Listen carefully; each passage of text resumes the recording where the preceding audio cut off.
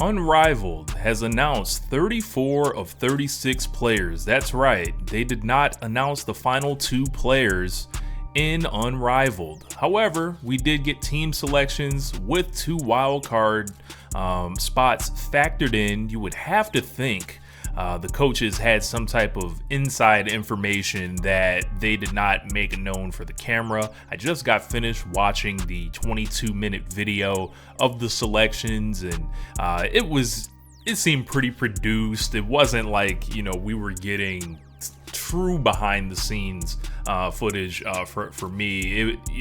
For me, that's just set it up and let it run, let us hear these debates. They were clipped up into sound bites, and they basically did a selection based off of what seemed like archetypes of players, like similar positions. They nominate them all first, so they started with like forwards, and then they had the guards, and so they didn't do a true, hey, this is the number 1 pick in Unrivaled, this is the number 2 pick in Unrivaled.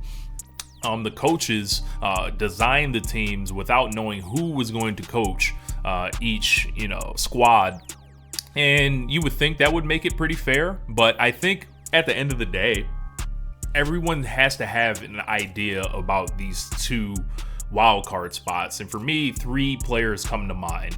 Caitlin Clark, Asia Wilson, Sabrina Ionescu. 2 of those 3 I feel like are going to be in this one way or another. Just the way that the leaves are blowing, I am pretty disappointed that they did not announce player 35 and 36. I definitely wanted to analyze the entire league, but I will work with what we have now. So I've dropped the rosters right on the screen. If you want, to look at it, just full size it. And looking at these squads, here's what jumps out to me kind of about each team. Let's start with the vinyl. So the vinyl has Enrique Ngumbawale, Ryan Howard, Aaliyah Boston, Jordan Canada, Ray Burrell, and Dearica Hamby. They are going to be a handful on offense, and they're going to be able to score from anywhere on the court. The combo of Enrique and Ryan Howard is devastating. Aaliyah Boston's finishing anything on the inside.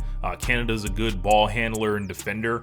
And Dearica Hamby has that, kind of mid-range versatility, skilled in the 3-on-3 format. Of course, she was on the Olympic team. This is a little different because it's full court. And they, off the rip, look like a team I think that can be dangerous in this thing. The Rose Basketball Club. It's Chelsea Gray, Kalia Copper, Angel Reese, Brittany Sykes, Lexi Hull, and Azura Stevens. I just quickly looking at this thing think this is the weakest team on the list. I think this is the weakest team on the list, and that's for a couple reasons. I think they're going to struggle on offense. Chelsea Gray, let's see if she's back to full health. I don't know. But offensively, she just doesn't seem like as spectacular, especially in the 3-on-3 open court format. You're going to have to guard, and then there's going to be people isolating you and cooking you. Angel Reese, as far as a low post option, she has to definitely improve her finishing on the inside. I don't trust her jump shot at all. This is going to be Kalia Copper carrying this entire team. Lexi, I don't know how well she'll work into this format, but she was a strong 3-point shooter.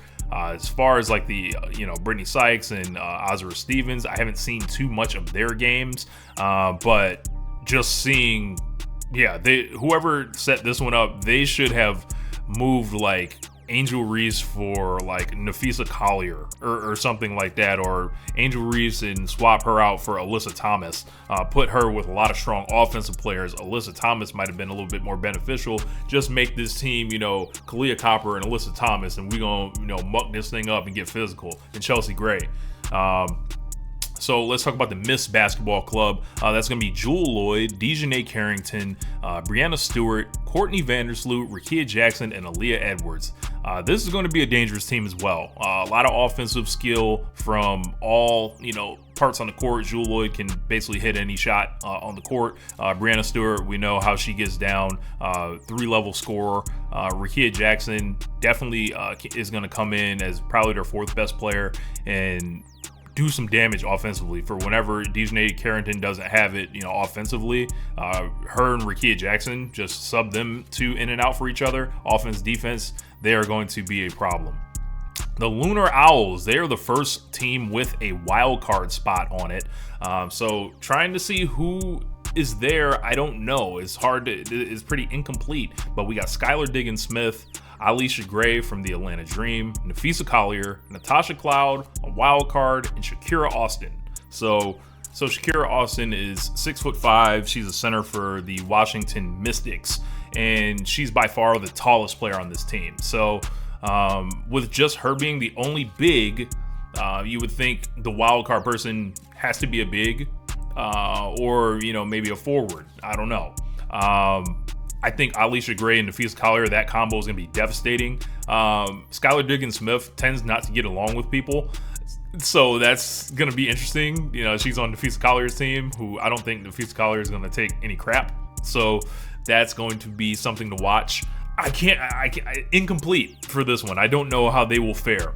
Up next, we got the Phantom FC, I believe. And that's going to be the second team with a wild card on it. On that one, we have Satu Sabali, we have Marina Mabry, we have Jackie Young, we have Tiffany Hayes, a wild card, and Brittany Griner. I think the combo of Satu Sabali and Jackie Young is really nice. We know Marina Mabry is an ultra competitive player.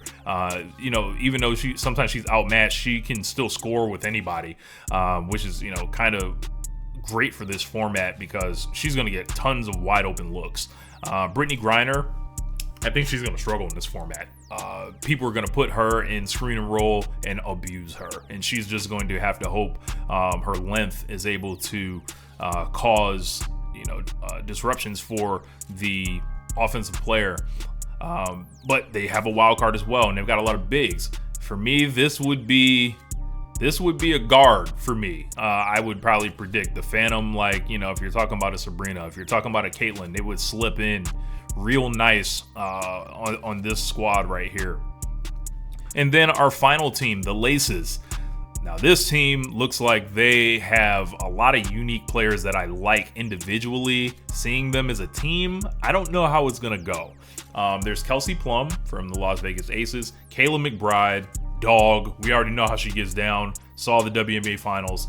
Alyssa Thomas, Courtney Williams, Kayla McBride's teammate. Kate Martin will be here on the Laces, and then Stephanie Dolson. So some outside shooting from your big there. So that kind of with the combo of Alyssa Thomas not really being a strong outside shooter, that's kind of like her spot. Kayla McBride can pick up and fill it up on offense. I think they're going to be dangerous. Like that combo of Kelsey, Kayla, and Courtney Williams, just like they're going to be a handful in the backcourt. I am worried about them not really having, kind of like a forward. I think Ryan Howard, for example, would go crazy on them. Kalia Copper is going to go crazy on them. Nafisa Collier, they will have no answer for her. We saw her cook Alyssa Thomas, and Nafisa Collier is going to be playing with someone like a Shakira Austin. You can throw her in there, and they're going to be stuck on the island trying to guard her. It all comes down to who these wild cards are, though. It's going to be interesting to see exactly who those wild cards are and how they fit into their squads, because I see one team that has a little bit more versatility, like that Phantom squad: Griner, Satu, Marina, Jackie Young. That's a good squad itself before you add the wild card in.